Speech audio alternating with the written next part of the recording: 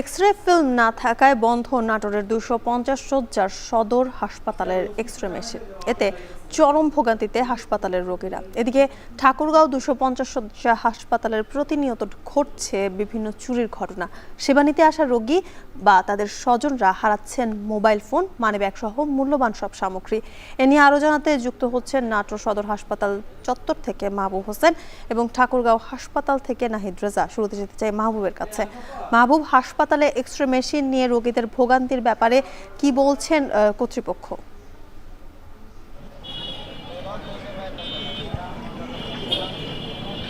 হ্যাঁ জ্যোতিকা, আপনি যেমনটি বলছিলেন যে এই মাসের ৪ তারিখ থেকে কিন্তু এই নাটোর সদর হাসপাতালের যে ২৫০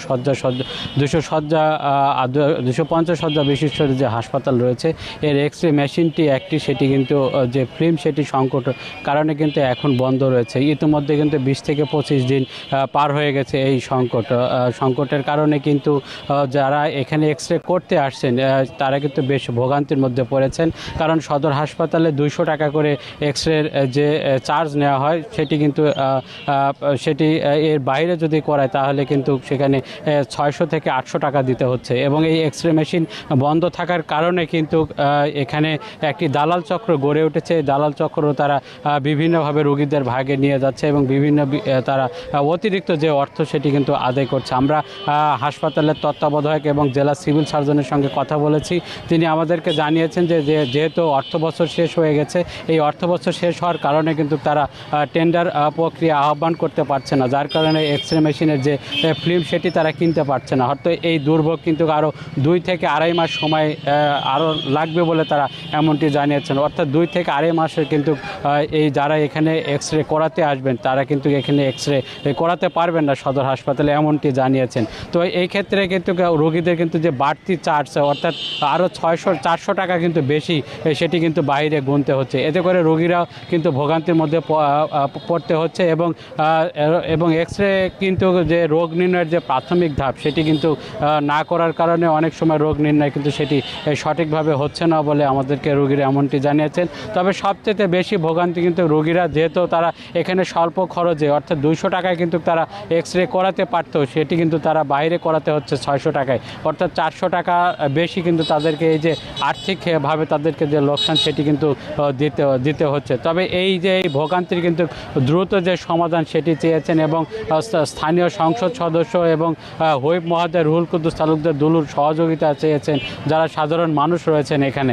এবং সিভিল সার্জন যেটি বলছেন যে যেহেতু আর্থিক সংকট রয়েছে এই মুহূর্তে, এই সংকটের কারণে কিন্তু তারা এই যে এক্স-রে মেশিনের যে ফিল্ম সেটি কিন্তু তারা কিনতে পারছে না। এবং হয়তো পরবর্তীতে যদি নতুন অর্থ বছরে যে বরাদ্দ আসবে, এই বরাদ্দ পাওয়ার পরে তারপরে টেন্ডার প্রক্রিয়া শুরু হবে, তারপরে তারা কিন্তু এই এক্স-রে মেশিনের যে ফিল্ম সেটি কিন্তু তারা কিনতে পারবেন। এবং এখানে একটু তথ্য জানিয়ে রাখি যে এই নাটোর সদর হাসপাতালে প্রতিদিন কিন্তু ১২০ থেকে ১৫০ জন রোগীর কিন্তু এক্স-রে করাতে হয় এবং তারা এখানে এক্স-রে করেন স্বল্প খরচে করে, সে কারণে কিন্তু তারা এখানে করাতে পারছে না। তো এই ছিল নাটোর থেকে সবশেষ খবর। জানবো ঠাকুরগাঁও হাসপাতালের খবর নাহিদের কাছ থেকে। নাহিদ, হাসপাতালে চুরির ঘটনা নিয়ে জানাবেন, এ নিয়ে কি বলছেন রোগীরা বা কি বলছেনই বা কর্তৃপক্ষ?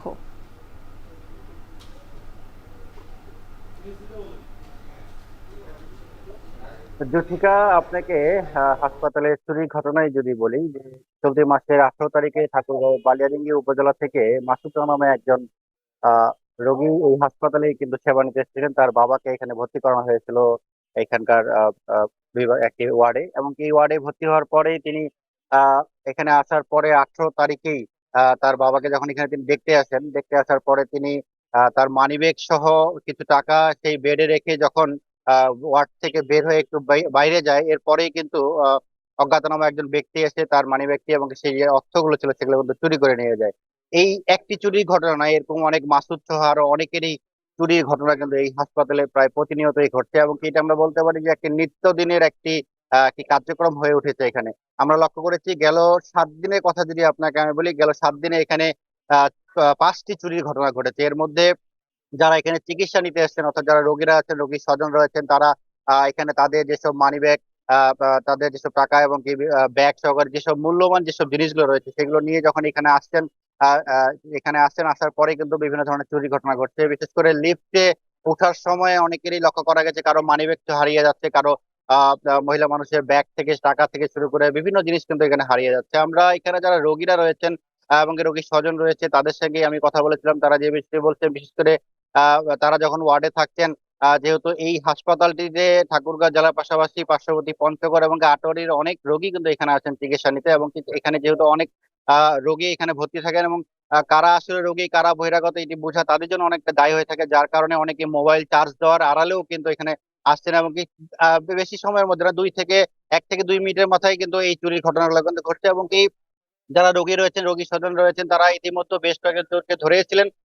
তবে যদিও 2-1 জন ধরা পড়েছে, এর ব্যতীত আরো অনেকেই অনেক চুরির ঘটনা কিন্তু এখানে ঘটেছে। আমি যেমনটি আপনাকে বলছিলাম যে গেল 18 তারিখে যে ঘটনাটি ঘটেছে সেটি একটি থানায় অভিযোগ পর্যন্ত হয়েছে। যদিও সেই অভিযোগকারী মাসুদ রানার সঙ্গে আমরা কথা বলেছিলাম, তিনি এই বিষয়ে বলছেন যে এখন পর্যন্ত হাসপাতাল থেকে তার পক্ষ থেকে কোনো ধরনের কোনো তিনি সুরাহা কিন্তু এখন পর্যন্ত পাননি, যেহেতু তার বাবাকে তিনি এখানে নিয়ে এসেছিলেন। অপরদিকে আমি ঠাকুরগাঁও যে 250 বিশিষ্ট যে হাসপাতালে তত্ত্বাবধায়ক রয়েছে তার সাথে আমি কথা বলেছিলাম, তিনি যে বিষয়টি বলছেন যে প্রতিনিয়তই কিন্তু এই ঠাকুরগাঁও জেলায় আমরা এই ঠাকুরগাঁও জেলায় 1 থেকে 1500 মানুষ, 1000 থেকে 1500 মানুষ কিন্তু এখানে চিকিৎসা নিতে আসে, যার কারণে অতিরিক্ত রোগী কিন্তু এখানে তাদের একটি চাপ বরাবরই থেকে থাকে। তার সর্বোপরি তারা চেষ্টা করছেন যে বিভিন্ন যে চুরির ঘটনাগুলো রয়েছে, এবং হাসপাতালে সিসি ক্যামেরা এখানে এখানে স্থাপন করা হয়েছে, সিসি ক্যামেরার মাধ্যমে তারা কিন্তু সেগুলো নজরদারি করছেন। সর্বোপরি কর্তৃপক্ষ বলছেন তারা বিষয়গুলো নজরদারি করছেন, এবং কি এই ধরনের ঘটনা যেন পুনরাবৃত্তি না হয় সেই বিষয়ে তারা স্থানীয় প্রশাসনের সঙ্গে কিন্তু সমন্বয় করছেন। জ্যোতিকা, এই ছিল ঠাকুরগাঁও থেকে আমার কাছে হাসপাতালের চুরি ঘটনা সর্বশেষ। নাটোর এবং ঠাকুরগাঁওয়ের হাসপাতালের দুরবস্থার খবর জানাতে যুক্ত ছিলেন সহকর্মীরা।